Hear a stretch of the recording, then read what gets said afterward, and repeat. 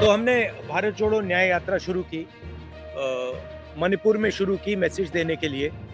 मणिपुर जल रहा है, प्रधानमंत्री वहाँ गए नहीं। अरुणाचल गए, नागालैंड गए, अब असम आए। असम में आप देख रहे हैं क्या हो रहा है। बट न्याय यात्रा के पीछे न्याय का आइडिया है। कांग्रेस नेता राहुल गांधी की भारत जोड़ो न्याय यात्रा को असम में विवादों का सामना करना पड़ा। यात्रा के चौथे दिन जब यात्रा असम के जोरहाट शहर में पहुंची तो वहां पुलिस ने यात्रा के खिलाफ एफआईआर दर्ज कर दी। पुलिस का कहना है कि यात्रा ने अनुमति मार्ग से हटकर शहर में अव्यवस्था पैदा की। इसके अलावा असम सरकार ने भी यात्रा को रोकने के लिए कई कदम उठाए। इस विवाद के पीछे क्या है और इसका राजनीतिक प्रभाव क्या होगा, इस पर हम आपको विस्तार से बताएंगे। नमस्कार, आप देख रहे हैं एयर न्यूज।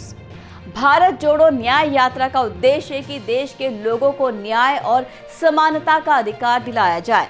यात्रा का आगाज 14 जनवरी 2024 को मणिपुर के थौबल से हुआ और ये 20 मार्च 2024 को मुंबई में समाप्त होगी। इस दौरान यह यात्रा 14 राज्यों और 85 जिलों से होकर गुजरेगी। यात्रा के दौरान राहुल गांधी और उनके साथी लोगों को बसों का इस्तेमाल करना है, लेकिन कुछ दूरी पर वो पैदल भी चलेंगे। यात्रा के दौरान राहुल गांधी देश की जनता से बातचीत करेंगे और उनकी समस्याओं और मांगों को सुनेंगे।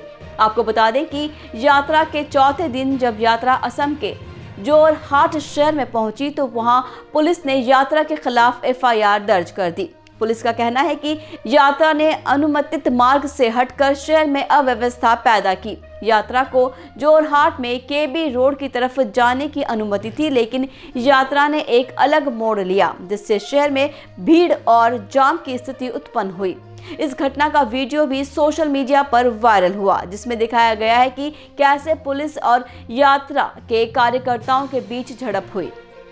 पुलिस ने यात्रा के मुख्य आयोजक केबी बिजू के खिलाफ भी एफआईआर दर्ज की है। बिजू ने इस पर प्रतिक्रिया देते हुए कहा कि यात्रा ने कोई नियम नहीं तोड़ा है, बल्कि असम सरकार ने यात्रा को रोकने के लिए अनेक बाधाएं डाली हैं। उन्होंने कहा है कि यात्रा का मकसद है कि देश के लोगों को न्याय और समानता का अधिकार दिलाया जाए, जो कि भाजपा आरएसएस की सरकारों ने उनसे छीन लिया है। इस विवाद के बीच राहुल गांधी ने भी असम सरकार पर निशाना साधा है। उन्होंने कहा है कि शायद भारत की सबसे भ्रष्ट सरकार असम में चल रही है। उन्होंने असम की जनता से कहा है कि वो भाजपा के झूठे और धोखे को नहीं माने और अपने अधिकारों के लिए लड़े।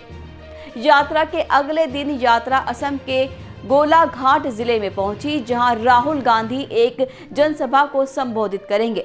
यात्रा के दौरान राहुल गांधी ने अपने न्याय के वादों को दोहराया है, जिसके तहत वो गरीब परिवारों को हर महीने 72,000 रुपए देने का वादा करते हैं। उन्होंने कहा है कि ये योजना देश की अर्थव्यवस्था को फिर से रफ्तार देगी और लोगों को रोजगार और आय का अवसर प्रदान करेगी। ऐसे में कहा जा सकता है कि भारत जोड़ो न्याय यात्रा का उद्देश्य देश के लोगों को न्याय और समानता का अधिकार दिलाना है और भाजपा आरएसएस की तानाशाही और भेदभाव के खिलाफ आवाज उठाना है। यात्रा के दौरान राहुल गांधी ने देश की जनता से बातचीत की है और उनकी समस्याओं और मांगों को सुना है। यात्रा के दौरान यात्रा को कई राज्यों में विभिन्न दलों का समर्थन भी मिला है, जो कांग्रेस के साथ एक साथ चुनाव लड़ने के लिए तैयार हैं। वैसे इस यात्रा का राजनीतिक प्रभाव भी देखने को मिलेगा जब देश में आम चुनाव होंगे।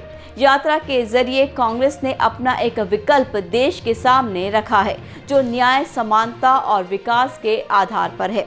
यात्रा में भाजपा की नाकामियों, झूठों और तानाशाही को भी बेनकाब किया है और लोगों को उनके विरोध में उठने के लिए प्रेरित किया है। इस प्रकार भारत जोड़ो न्याय यात्रा एक महत्वपूर्ण और प्रभावशाली आंदोलन है। तो ऐसी और अपडेट्स के लिए जुड़े रहिए एयर न्यूज के साथ। फिर मिलेंगे अगले वीडियो में। दीजिए मुझे विदा। नमस्कार।